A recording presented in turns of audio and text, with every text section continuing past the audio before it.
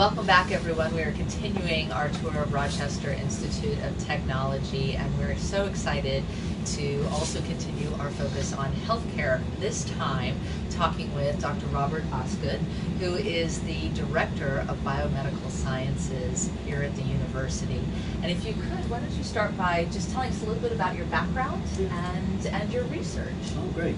Well, actually, I've always been interested in science, and I think it all began with the purchase of a microscope for me by my mom. Yeah. And so that introduced me to a whole new world that normally I wouldn't have had any engagement with. And I kept that interest in science all the way through my years as an undergraduate, straight up through the point of being a professor here at RIT. And so I started out doing research on studying the effects of acid rain on Brassica rapa. So I started out doing some plant work, and that was really interesting.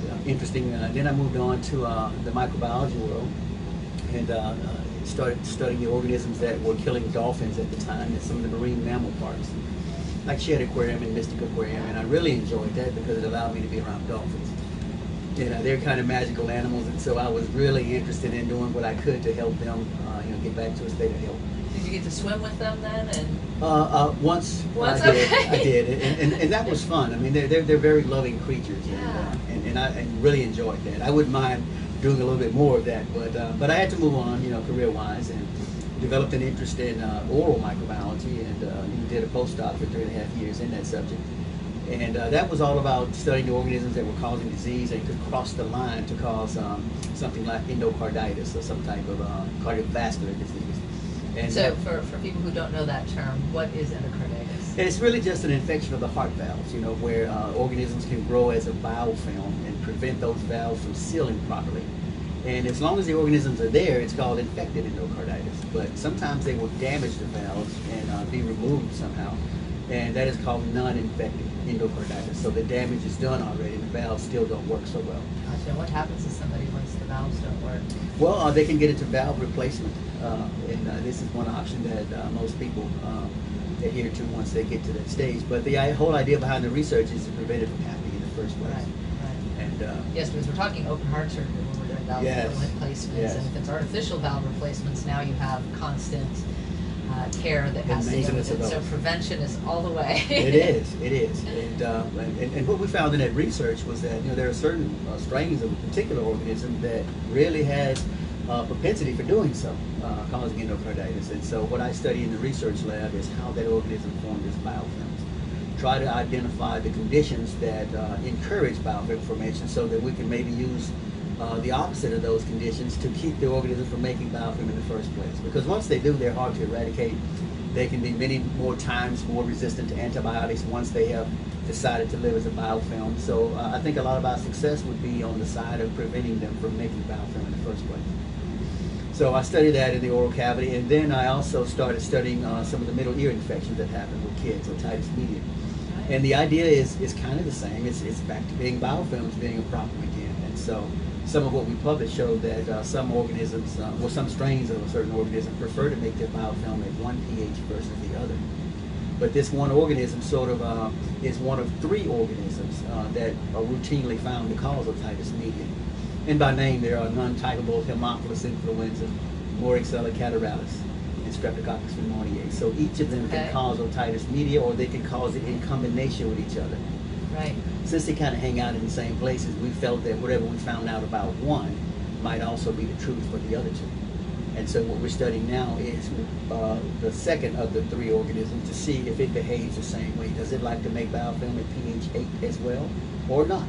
So once we kind of discover enough of its little secrets about how it likes to make biofilm, we hope to use that information against the organism, of course, to help prevent these infections, or at least make them more manageable.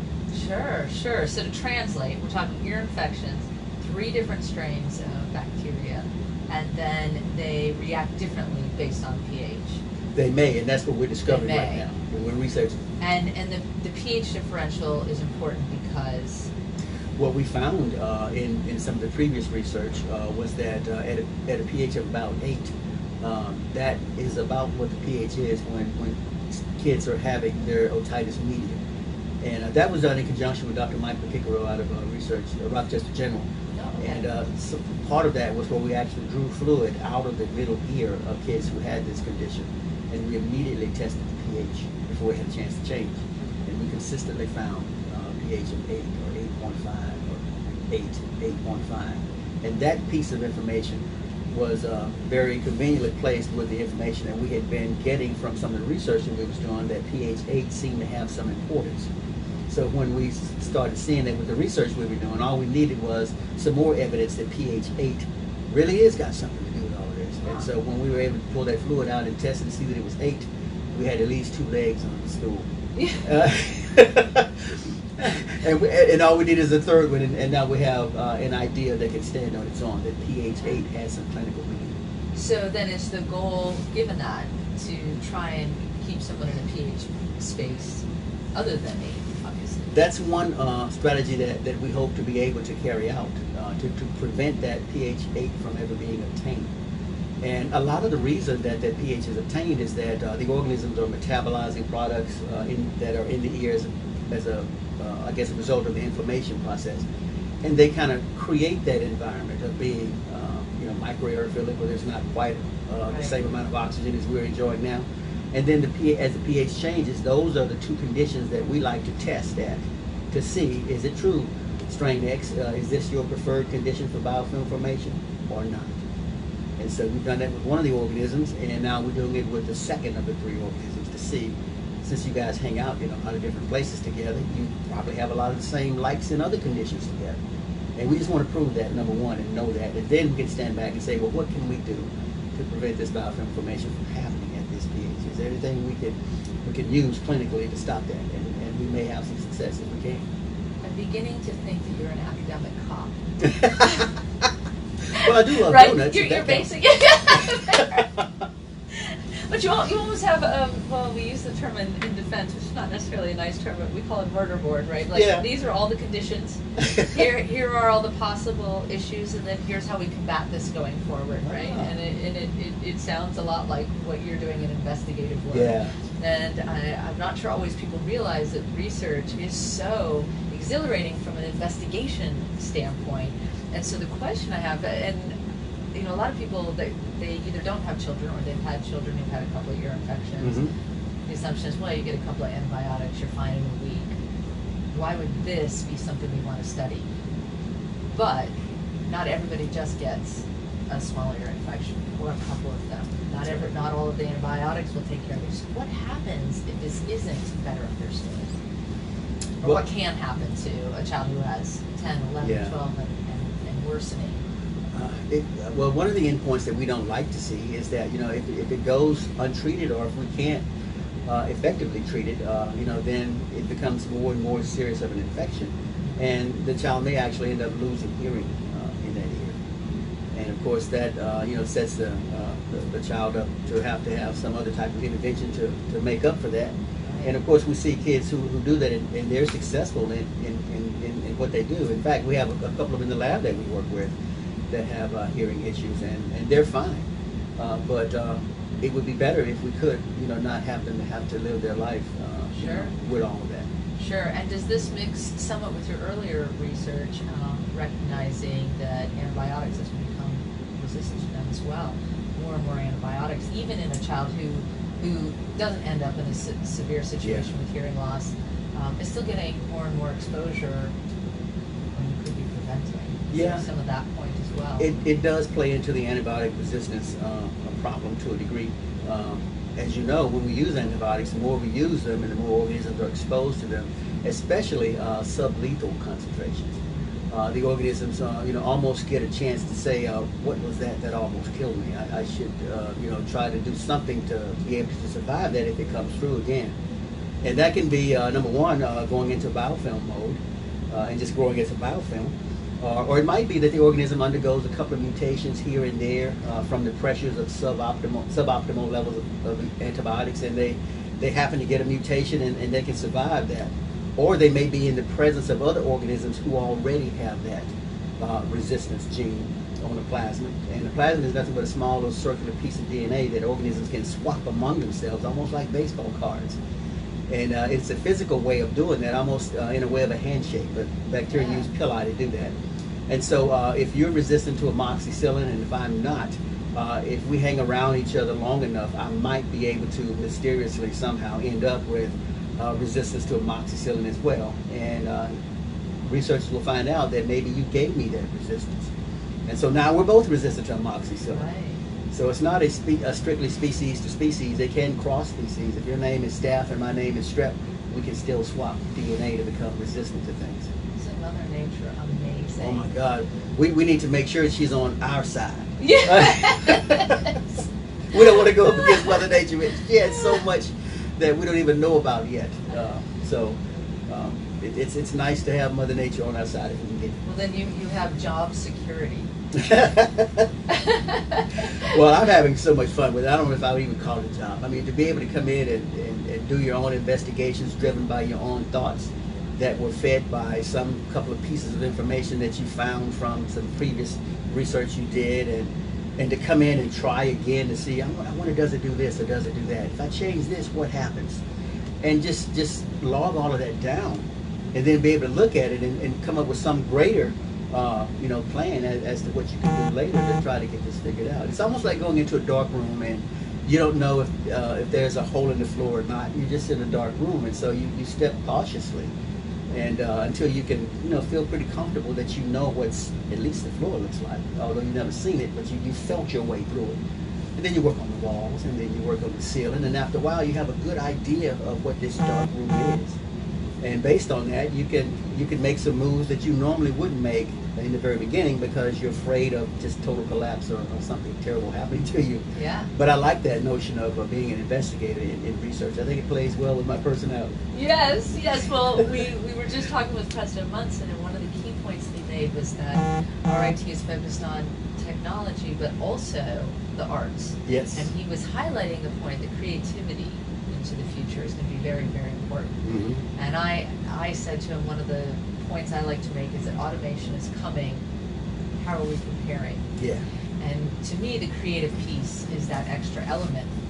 And so it sounds like it is living and intense and required in your position. It is. And I would add to that, I think it was Albert Einstein that said this, that you need imagination if you're going to be a scientist. Yeah. I think it was him that said that. I'd have to double check. But without that imagination, science becomes a job at the box factory. Yes. And after a while, it's the same thing all over again. And oh my God, it's 20 years of that. But with some imagination, you can change what you do. Yes. And it gives you the opportunity to investigate, something different than what you've been doing all along. And that's probably why my bio looks as all over the place as it is, because I like everything in science, and so I've dabbled in a lot of different things, and I don't regret dabbling in any of them. They were all fun to me. Yeah. If someone said make a decision and stay in that, I think that'd be the hardest decision I would have to make in my life. You are the personification of lifelong learning. Well, let's hope so. Here. I completely agree.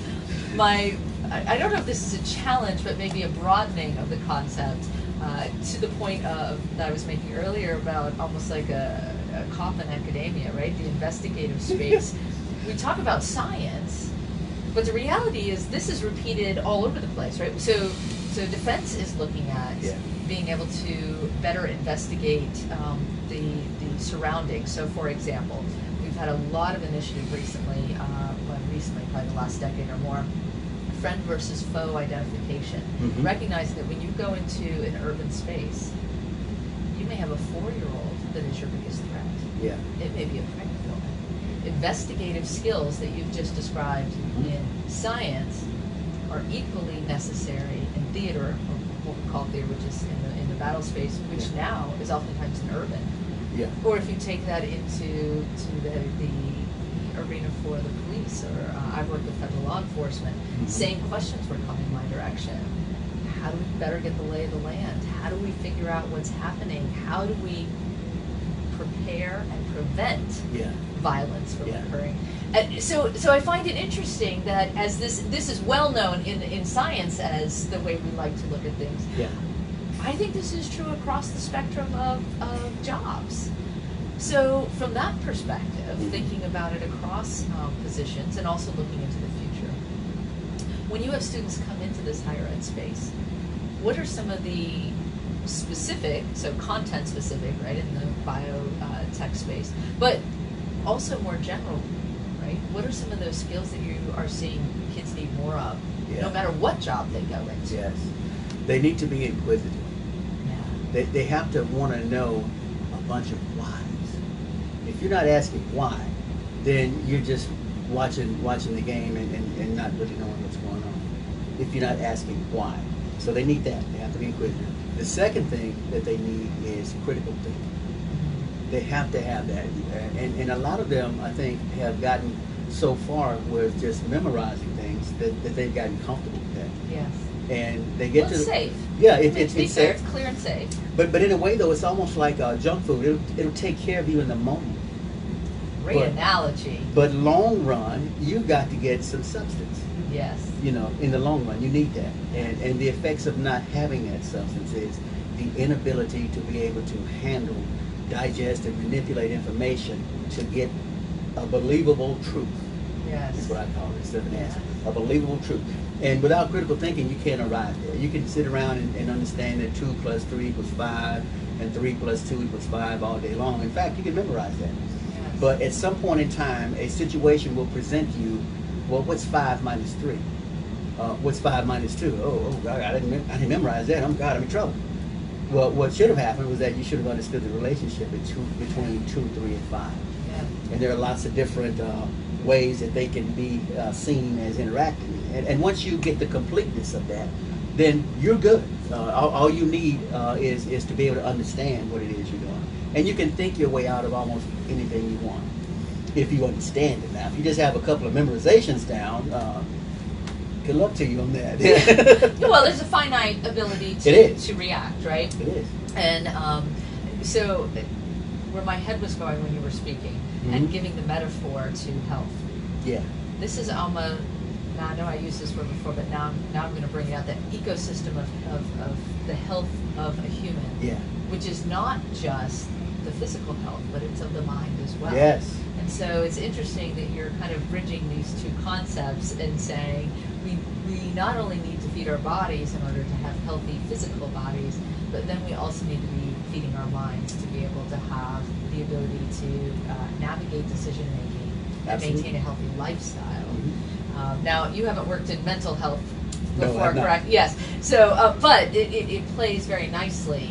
And one of the things that we talked about before we turned the camera on was that I said so much of this research is connected. Yes. I think we may have just hit that. I think so too. I think there is an intersection here that really matters. It is. And is not always thought about.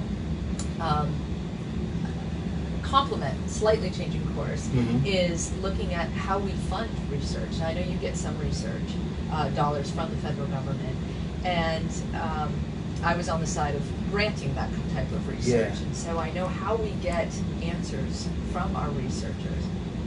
We don't always connect them. So when you apply, walk me through that process from when you have an idea to the point where you get money to the point where you deliver results.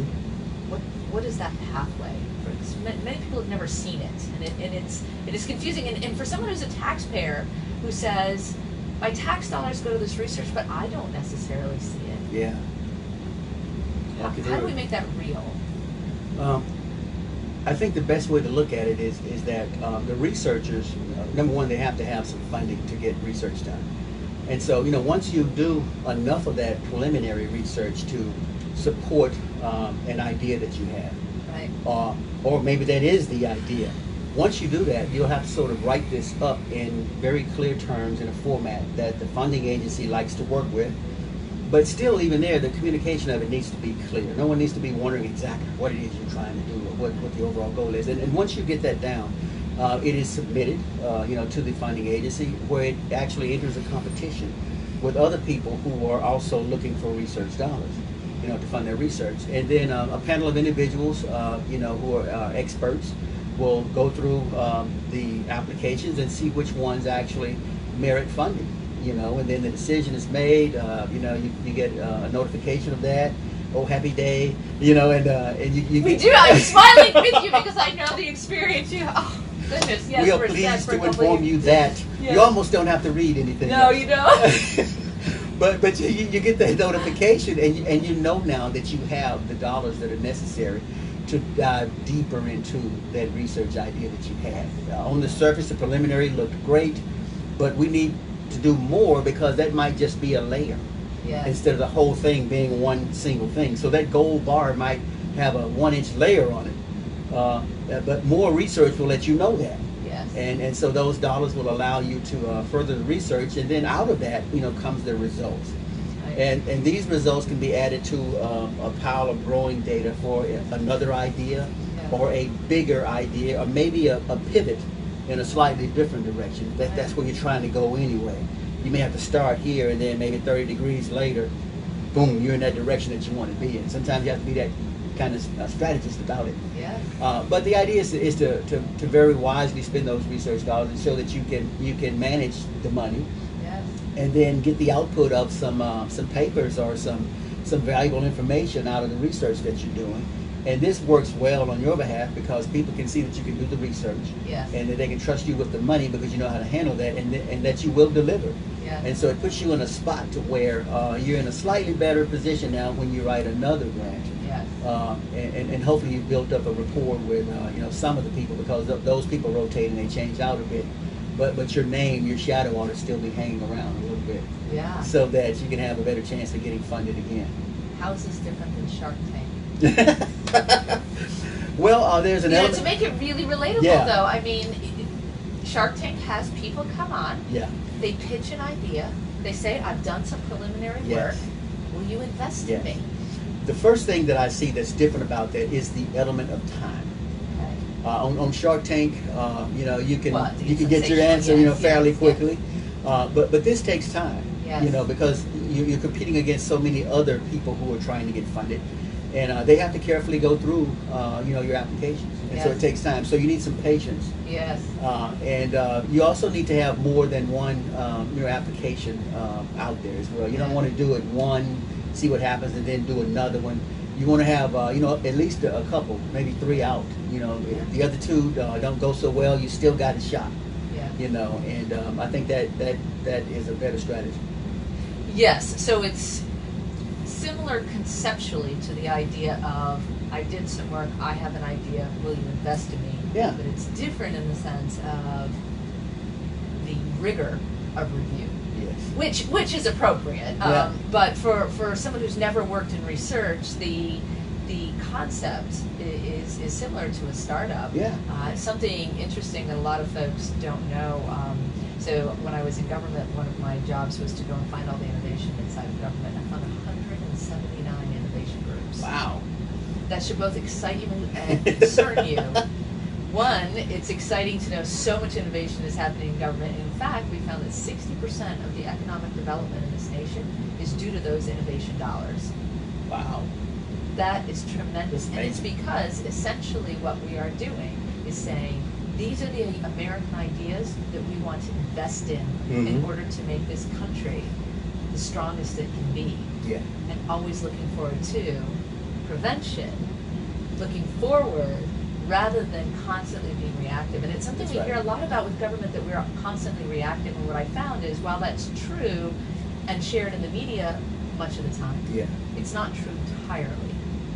It's something that you're doing, and something some of these innovation groups are doing, is actually doing that proactive work. Yeah. So from a taxpayer perspective,